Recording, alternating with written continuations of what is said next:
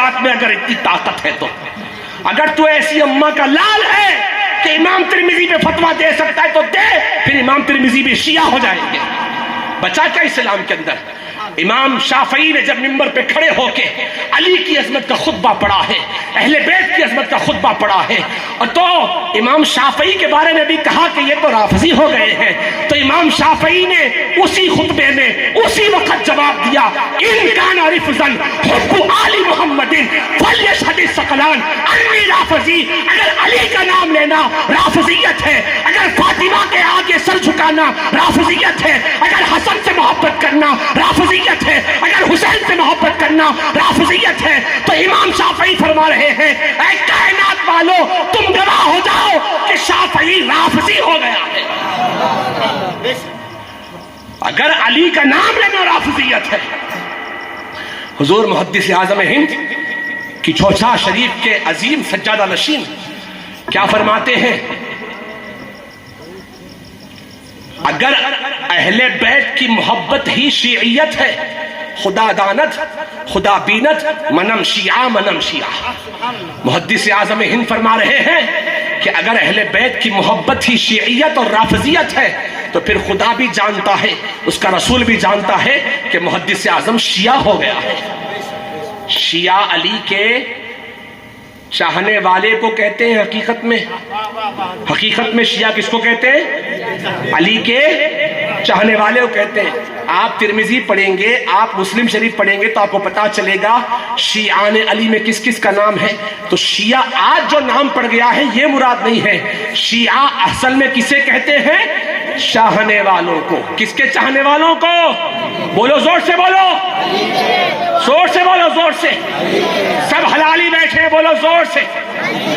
نعرہ حیدری، نعرہ حیدری، نبی کے چار یار زندہ باد، نبی کے چار یار برقرار، نبی کے چار یار برقرار، نعرہ تحقیق حق چار یار، نعرہ تحقیق، نعرہ حیدری، نعرہ حیدری، صدیق کا نعرہ علی علی، صدیق کا نعرہ علی علی، فاروق کا نعرہ علی علی، عثمان نے پکارا علی علی، سلمہ کا مولا، علی علی، بوسل کا آقا، علی علی، قمبل کا آقا، علی علی، زہرا کا شوہر، علی علی، حسنین کا بابا، علی علی، میرے غوث کا دادا، علی علی، میرے خواجہ کا دادا، علی علی، ہم سب کا آقا، علی علی، ہم سب کا مولا، علی علی، نعرہ حیدری۔ یا علی، یا علی، یا علی تیرا نام اچھا ہے،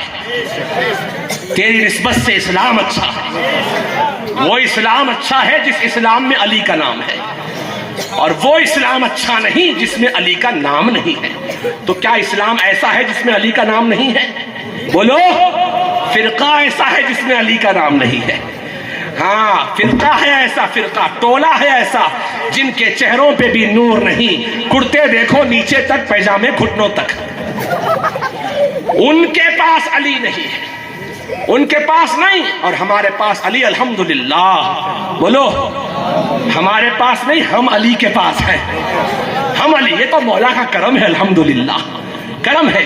مگر یاد رکھو کسی صحابی کے شان میں ادنا برابر بھی توہین اللہ رسول کو گوارا نہیں۔ سب شان والے ہیں، سب عظمت والے ہیں۔ فتح مکہ سے پہلے جو مسلمان ہوئے وہ تو بڑے مرتبے والے ہیں، قرآن میں کہا، اور فتح مکہ کے بعد جو مسلمان ہوئے وہ بھی بڑی شان والے ہیں، وہ بھی بڑی عظمت والے ہیں۔ سب کی عظمتوں کو سلام ہے، سب کے مرتبے اپنے اپنی جگہ ہیں۔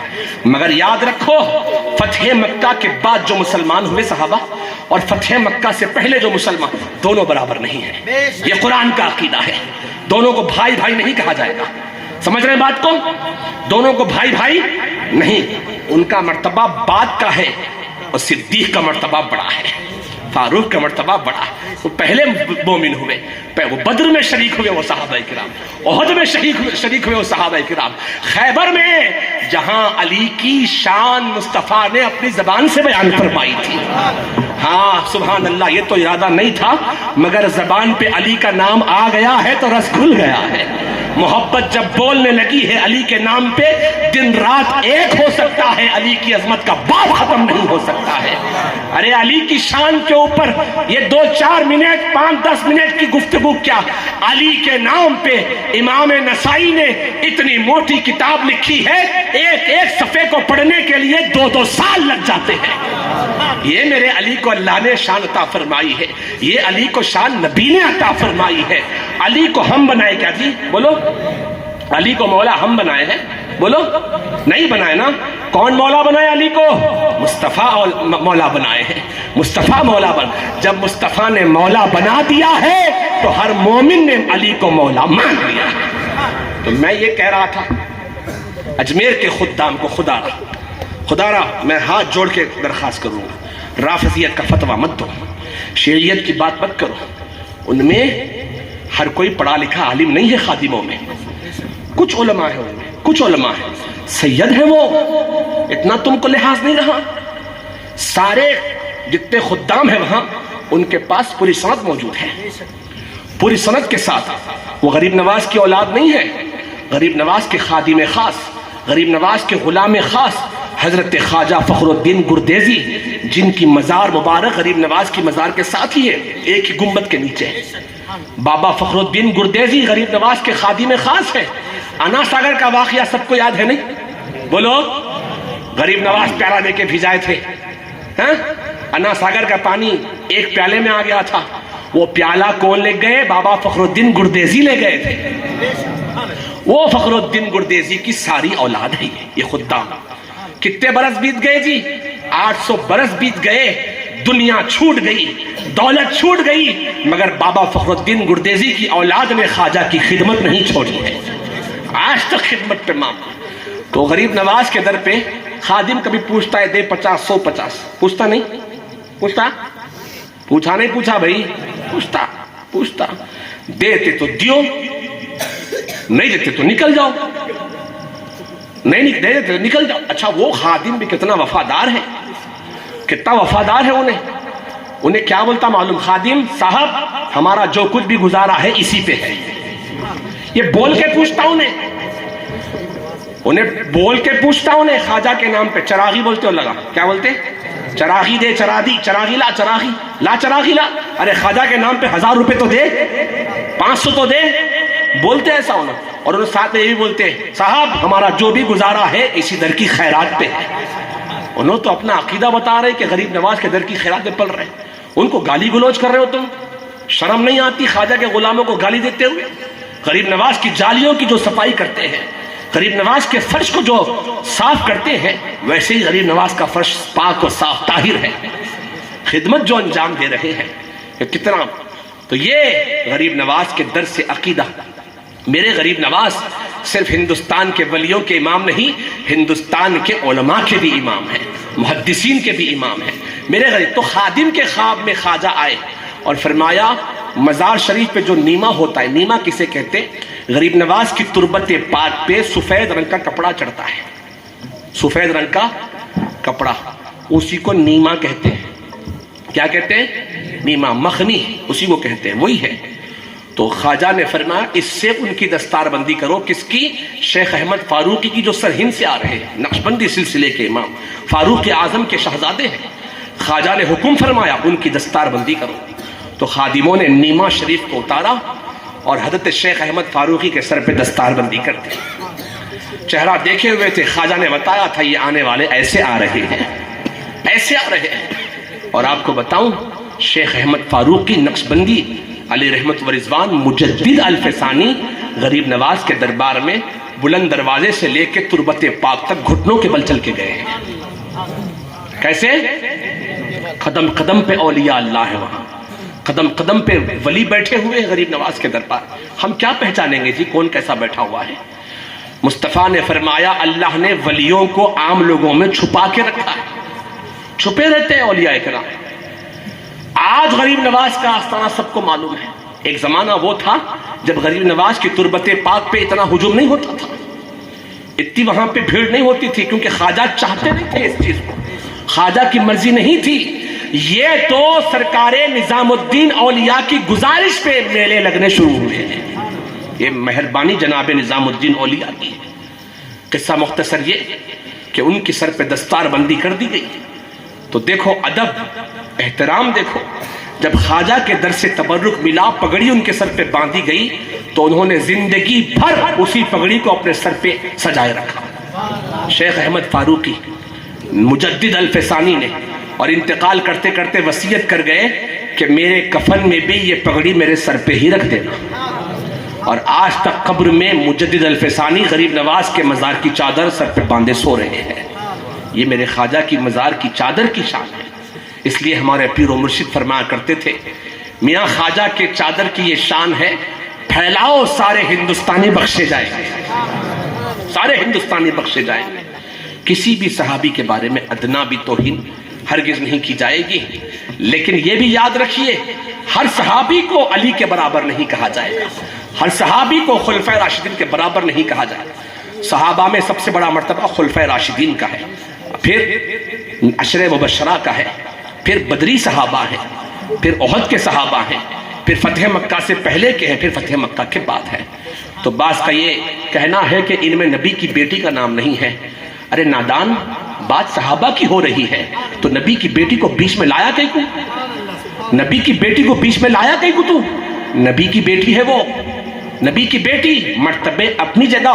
صدیق بھی جہاں گردن جھکاتے ہیں وہ دربار زہرا ہے، فاروق بھی جہاں نگاہیں جھکائے کھڑے رہتے ہیں وہ دربار زہرا ہے، عثمان بھی جہاں گردن جھکائے ہیں وہ دربار زہرا ہے، اور علی تو ان کے سر کے تاج بنے ہوئے ہیں۔ علی کو تو مصطفیٰ نے زہرا کے سر کا تاج بنایا ہے، وہ دربار زہرا ہے۔ دربار زہرا کو معمولی سمجھتے ہو؟ مرتبے سب کے اپنی جگہ ہیں، مرتبے اپنی جگہ ہے۔ زہرا جس سے راضی ہے خدا رسول اس سے راضی ہے۔ جب مصطفیٰ نے یہ ارشاد فرمایا تو صدیق بھی زہرا کی چوکھٹ پہ کھڑے رہے۔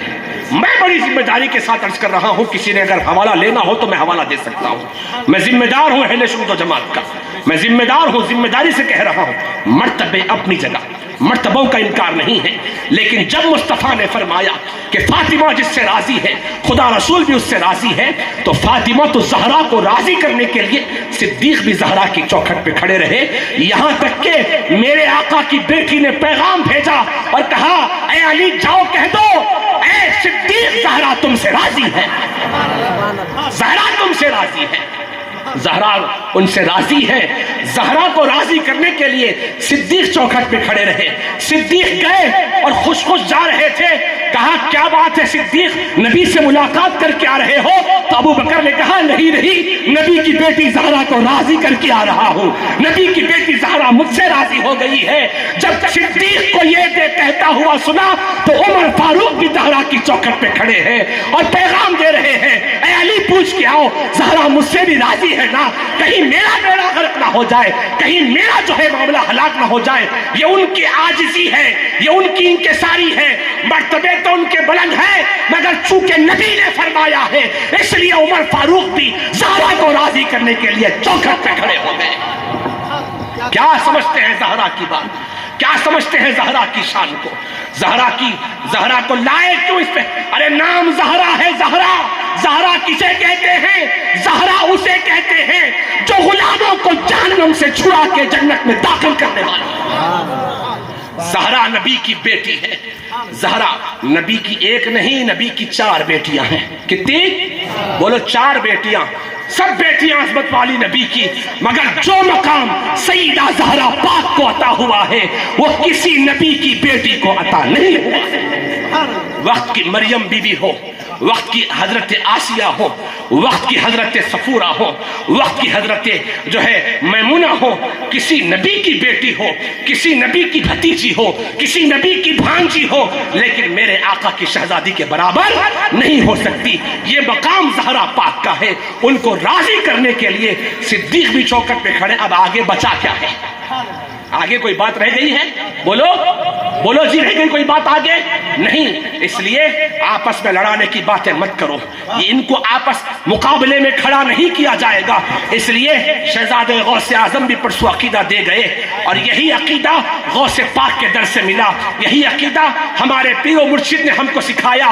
کہا اہل بیت اور صحابہ آپس میں نہیں کھڑے تھے، بلکہ آپس میں مل کے مصطفیٰ کے دربار میں بیٹھے ہوئے ہیں۔ سبحان اللہ، نعرہ تکبیر، نعرہ رسالت، عظمت اہل بیت، عظمت صحابہ۔ ایک بات ذہن نشین رہے، ہم پہ غلبت آل محمد کا ہے، بھئی آپ برا مانو بھلا مانو، یہ ہمارا مشرب ہے، یہ ہمارا مشرب ہے، ہم حسین والے ہیں، ہم حسن کے غلام۔ ہر نبی، ہر صحابی کی عظمت اپنی جگہ، جس طرح کسی نبی کا گھرانہ میرے مصطفیٰ کے گھرانے کے برابر نہیں، اسی طرح کسی صحابی کا گھرانہ علی کے گھرانے کے برابر نہیں ہے۔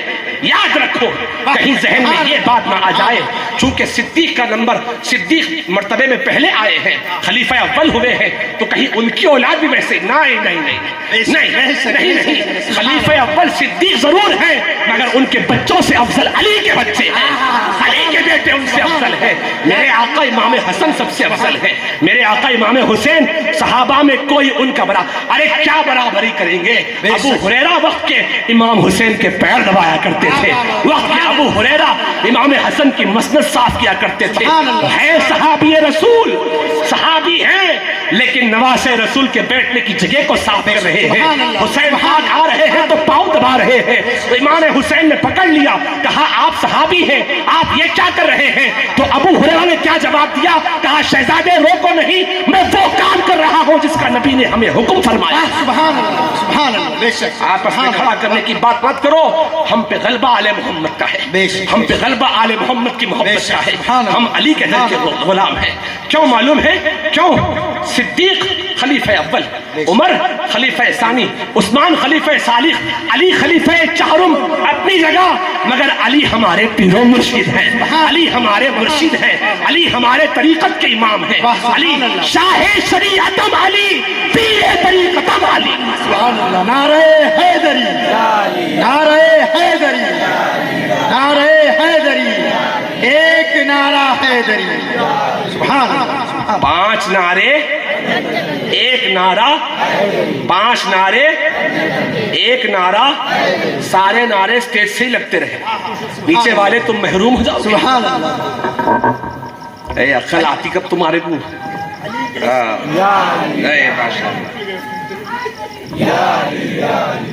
نعرے حیدری بالکل حق ہے، لیکن جیسے یہاں سے نعرے لگ رہے ہیں یہ ترتیب یاد رکھو۔ نعرے تکبیر، پہلے کیا نعرہ لگیں گا؟ بولو۔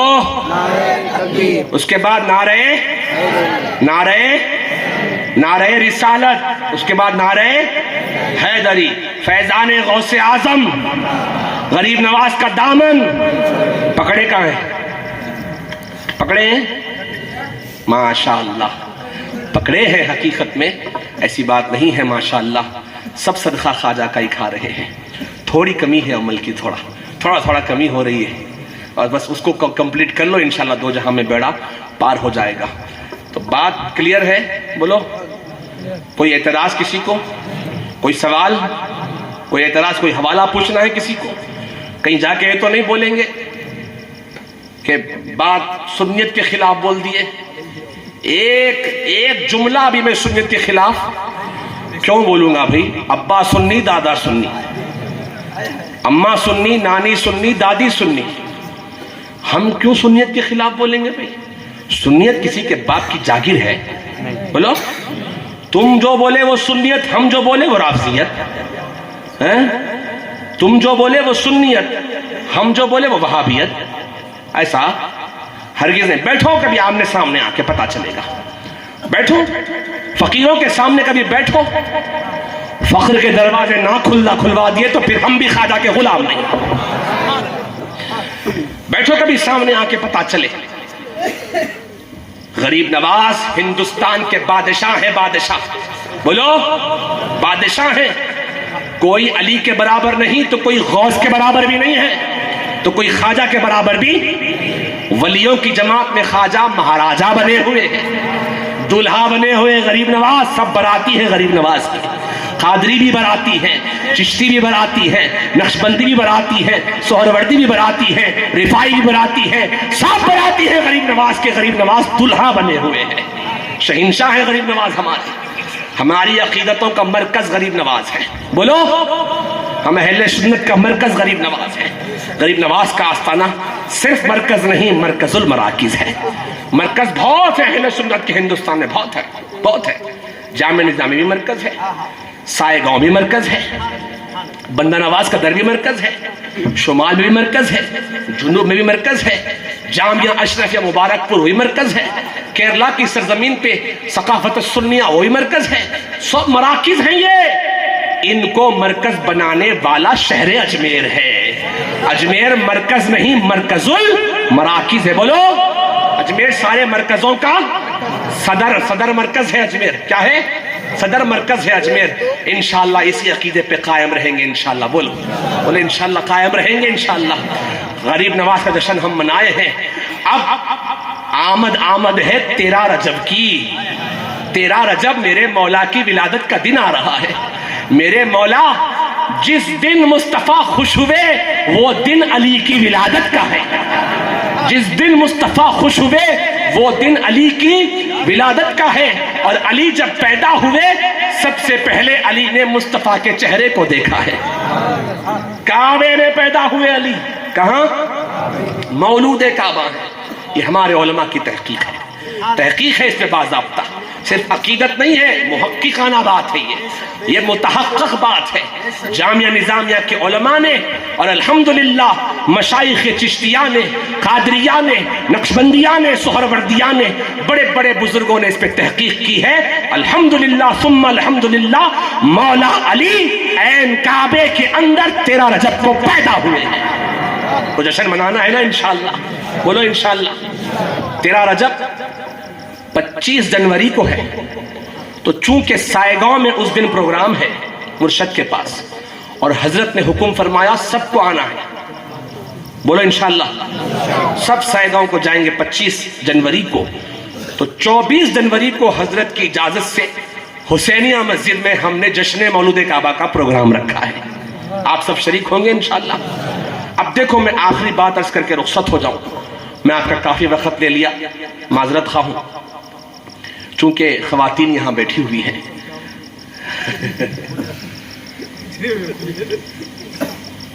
ایک بار درود شریف پڑھ لیجیے. اللہ سیدنا مولانا محمد و آلہ و صحبہ اجمعین. صلاۃ و سلام علیک یا سیدی یا رسول اللہ.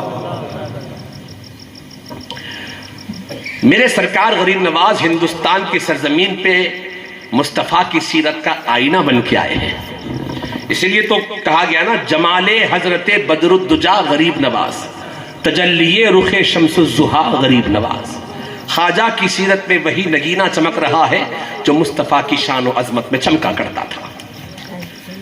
غریب نواز ہندوستان آئے, کیا کچھ نہیں ہوا خواجہ کے ساتھ؟ دانا بند کیا گیا, پانی بند کیا گیا, کھانا بند, راشن بند, سب بند خواجہ کے اوپر. ہوا نہیں؟ بولو. رہنے کی جگہ تنگ کر دی گئی خواجہ کے اوپر. میرے خواجہ کیا کیے؟ انا ساگر کے پاس ڈیرا لگا دیے. انا ساگر کے پاس ڈیرا تھا خواجہ کا. تو اس زمانے کے چوہان صاحب, انہوں نے بہت کوشش کی غریب نواز کو ستانے کی, بہت کوشش کیے, ستائے غریب نواز کو. میرے خواجہ کی آنکھوں سے آنسو نکلتے تھے, میرے خواجہ روتے تھے, مگر خواجہ کبھی اوف نہیں بولتے تھے, بد دعا نہیں دیتے تھے. غریب نواز کے غلاموں نے, غریب نواز کے در کے فقراء غرباء جو وقت کے اولیاء تھے, انہوں نے کہا حضور آپ اجازت دیجئے, ہم ان کے حق میں بد دعا کر دیتے ہیں. جیسے طائف کے میدان میں جب مصطفیٰ کو ستایا گیا تو طائف کے میدان میں جو پہاڑ ہے, ان پہاڑوں کے فرشتے آقا کے دربار میں حاضر ہوئے اور کہا یا رسول اللہ آپ اجازت دیجئے, حضور آپ اجازت دیں گے تو ہم ان 2 پہاڑوں کو آپس میں دبا دیں گے, یہ یہی ہلاک ہو جائیں گے طائف والے. تو میرے خواجہ نے, میرے آقا نے کیا فرمایا تھا؟ نہیں, میں تم کو اجازت نہیں دیتا ہوں. یہ ایمان نہیں لائے, کوئی بات نہیں, ان کی نسلیں ایمان لائیں گی. ہو بہو اسی طرح جب خواجہ کو ہندوستان کی سرزمین پہ ستایا گیا تو اولیاء اللہ غریب نواز کے در پہ آئے, کہا حضور آپ اجازت دیجئے, ہم ان کے حق میں بد دعا کرتے ہیں. یہ اطراف و اکناف کے پہاڑ, آج بھی آپ دیکھتے ہیں اجمیر شریف پہاڑی علاقہ ہے, پہاڑی علاقہ ہے آج بھی اجمیر شریف. کہا یہ پہاڑوں کو ہم دبا دیتے ہیں, یہ سارے یہی ہلاک ہو جائیں گے. میرے خواجہ نے کیا فرمایا, میرے خواجہ نے فرمایا نہیں، میں بد دعا دینے کے لیے نہیں، میں ہدایت کی دعا کرنے کے لیے آیا ہوں۔ نہیں نہیں، بد دعا نہیں کرو، تم کو اجازت نہیں ہے۔ یہ ایمان نہیں لائے، کوئی بات نہیں، ان کی نسلیں ایمان لائیں گی۔ جس طرح مصطفیٰ نے سب سے زیادہ ستانے والے ابو جہل کے گھر میں دین پہنچایا ہے، میرے آقا غریب نواز نے ہندوستان کی سرزمین پہ سب سے زیادہ ستانے والے چوہان کے گھر میں دین پہنچایا ہے۔ کیسے؟ اکرمہ رضی اللہ تعالیٰ عنہ ابو جہل کے بیٹے ہیں، صحابی رسول حضرت اکرمہ رضی اللہ تعالیٰ عنہ۔ ابو جہل دن رات مصطفیٰ کو ستانے میں مصروف تھا، مصطفیٰ اس کے گھر میں دین پہنچانے میں مصروف تھے۔ ادھر چوہان صاحب غریب نواز کو ستانے میں مصروف تھے، اور میرے خواجہ ان کے ہی گھر میں دین پہنچانے میں مصروف تھے۔ جیسے اکرمہ صحابی رسول ہوئے ہیں رضی اللہ تعالیٰ عنہ، کیا ہوا؟ اجمیر شریف میں میرے خواجہ جب تشریف لائے تو انہوں نے ہر کوشش کی کہ خواجہ کو بدنام کیا جائے، خواجہ کو ستایا جائے۔ تو ایک صاحب نے مشورہ دیا کہ ایسا کرو کہ ان کے درمیان میں نیم برہنہ آدھے آدھے لباس میں خواتین کو چھوڑ دو، عورتوں کو چھوڑ دو، مرد آخر مرد ہے۔ غریب نواز کے ساتھ 150 کی تعداد تھی، کتنی بولو؟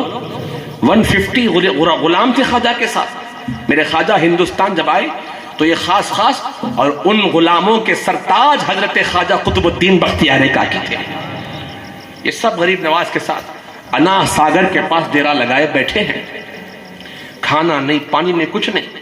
خواجہ نے حکم فرمایا صبح فجر کی اذان ہوگی، یہ پانی سے وضو کریں گے، نماز پڑھیں گے اور ذکر کرتے بیٹھ جائیں گے۔ یہ حکم تھا غریب نواز کا، ذکر کرتے بیٹھ جائیں گے۔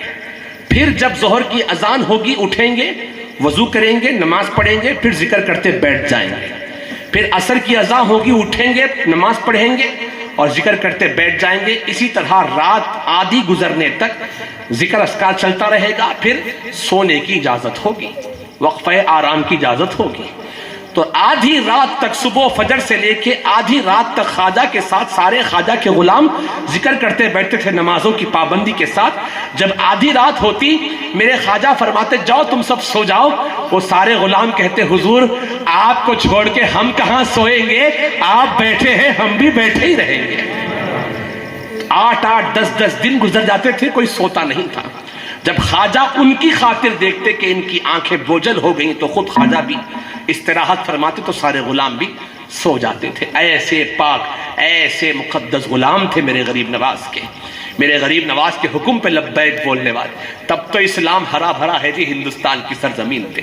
یہ غلاموں کی تعداد نہ ہوتی تو میرے خواجہ کا مشن کیسے پھیلتا۔ یہ ایسے خالص لوگ تھے جو اللہ نے اپنے فضل سے معین الدین چشتی کو عطا فرمائے تھے۔ عزیزان گرامی قدر، تو انہوں نے کہا ان کے درمیان میں نیم برہنہ آدھے آدھے لباس میں عورتوں کو شراب کی بوتلیں دے کے چھوڑ دو۔ مرد آخر مرد ہے، کب تک اپنے آپ کو بچائے گا؟ ان کے درمیان چھوڑو، پھر وہ خود ہی بدنامی کا داغ برداشت نہ کر سکے یہاں سے نکل جائیں گے۔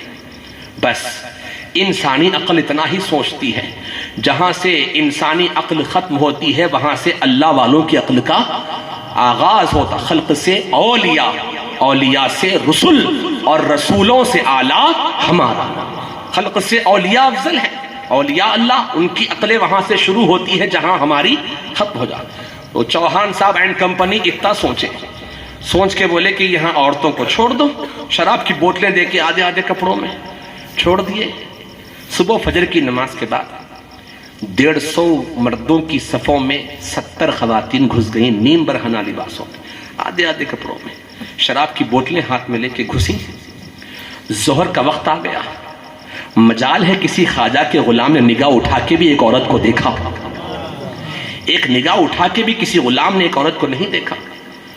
عورتیں شرمندہ ہو کے واپس ہو گئی، شرمندہ ہو کے خواتین واپس ہو گئی اور کہا چوہان کہاں بھیجے تم، کن غیور لوگوں کے درمیان بھیجے؟ ان کے سامنے تو ہمیں حیا آ گئی ہے، ہمیں شرم آ گئی ہے۔ تو کہا نہیں دوبارہ کوشش کرو۔ خواتین نے کہا نہیں ہم اب نہیں جائیں گے، ہم کو حیا طاری ہو گئی ہے۔ ان میں سے ایک مرد نے بھی نگاہ اٹھا کے ہم کو نہیں دیکھا ہے۔ آج ہم کیا کر رہے ہیں؟ ادھر خواجہ کا لنگر کھا رہے ہیں، ادھر موبائل پہ بیٹھ کے گندے مناظر دیکھ رہے ہیں۔ ہاں آج ہم کیا کر رہے ہیں؟ خواجہ اولاد دو، خواجہ بھیک دو، نوکری دو، خواجہ سب، اور خواجہ دے رہے ہیں، لے رہی، کھا رہی، کھیت چل رہا، کاروبار چل رہا، نماز چھوڑ کے گنجٹی مارتے ہوئے، شراب پیتے ہوئے، گٹکا کھاتے ہوئے، اور نہ جانے پتے کھیلتے ہوئے، مٹکا لیتے ہوئے، سود کھاتے ہوئے ہم بیٹھے ہوئے ہیں۔ کیسے غلام ہے جی ہم؟ وفاداری ہے یہ؟ ایمان سے بولو، بولو جی، وفاداری ہے؟ اللہ کھیت کو زبان دیا تو ہر کھیت بولی گا کیا کیا ہوا ہے کھیتوں میں۔ ہم غلام ہیں غریب نواز کے، ہیں سچے غلام بننے کی ضرورت ہے، جیسے وہ پکے غلام تھے۔ کہا اب ہم واپس نہیں جائیں گے، ان عورتوں نے کہہ دیا۔ تو اب پرتھوی راج چوہان کی بیٹی نکلی ہے اندر سے۔ چوہان صاحب کی بیٹی نے کہا یہ عورتیں کچھ نہیں کر سکی، میں کارنامہ کر کے آؤں گی اب اکیلی۔ پتلے لباس میں تالاب میں ڈبکی لگا کے چوہان صاحب کی بیٹی خواجہ کے سامنے جا کے بیٹھ گئی۔ خواجہ کے سامنے جا کے بیٹھی، میرے غریب نواز کی گردن جھکی ہوئی، خواجہ اللہ اللہ کرنے میں مصروف تھے، ذکر الہی میں مصروف ہے میرے خواجہ۔ جب سورج چڑھ گیا اور وقت ظہر کا قریب آنے والا تھا تو بیٹی بولی چوہان صاحب کی، آخر تم کیسے مرد ہو؟ تم ایک نظر مجھے دیکھتے نہیں؟ میرے خواجہ نے اپنی چادر کو ادھر پھینکا، چادر کو ادھر ڈالے غریب نواز، اور بولے بیٹی کو زیب نہیں دیتا کہ باپ کے سامنے اس حالت میں آئے۔ بیٹی کو زیب نہیں دیتا کہ باپ کے سامنے اس حالت میں آئے۔ بس وہیں اس کی ساری ہمت ٹوٹ گئی، اس کی کمر ٹوٹ گئی وہاں، جب خواجہ نے دشمن کی بیٹی کو اپنی بیٹی قرار دیا۔ یہ کردار میرے غریب نواز کا ہے، سبحان اللہ، بولو میرے خواجہ کی شان دیکھو جی۔ چادر پھینکی، خواجہ نے کہا بیٹی کو زیب نہیں دیتا کہ باپ کے سامنے اس حالت میں آئے۔ تو سامنے سے چادر سے اپنے آپ کو اس نے ڈھک لیا اور کہا معین الدین تم جانتے بھی ہو میں کون ہوں؟ تم مجھے بیٹی کہہ رہے ہو اپنی؟ غریب نواز نے فرمایا ہاں میں جانتا ہوں تم کس کی بیٹی ہو، مگر یاد رکھو میں جس نبی کا کلمہ پڑھتا ہوں اس نبی نے مجھے حکم دیا ہے، ہمیں یہ تعلیم دی ہے کہ غیر محرم جو عورت عمر میں ہم سے چھوٹی ہو وہ بیٹی کے برابر ہے، جو عمر میں ہم سے برابر ہو وہ بہن کے برابر ہے، اور عمر میں جو ہم سے بڑی ہو وہ ماں کی طرح ہے۔ یہ ہمارے نبی کی تعلیمات ہے۔ وہیں زمین پہ دو ہاتھ ٹیک کے چوہان صاحب کی بیٹی نے کہا معین الدین ہاتھ آگے بڑھاؤ، دامن آگے بڑھاؤ، مجھے بھی اپنا گرویدہ بنا لو۔ کلمہ پڑھا کے خواجہ نے مسلمان کر دیا ہے۔ اب جب گھر پہنچی ہے چادر کو لیے ہوئے، صاحب پوچھ رہے ہیں کہاں سے چادر لے آ رہی ہو اتنی، یہ بڑی حسین جمیل چادر، تم کیا کرنے گئی تھی، کیا کر کے آئی؟ تو بیٹی بولتی ہے سودا کرنے گئی تھی، اپنا سودا کر کے آئی ہوں، سودا کرنے گئی تھی اپنا سودا کر کے آئی ہوں، بدنام کرنے گئی تھی عزت لے کے آئی ہوں۔ یہ میرے خواجہ کا آستانہ ہے، یہ میرے خواجہ۔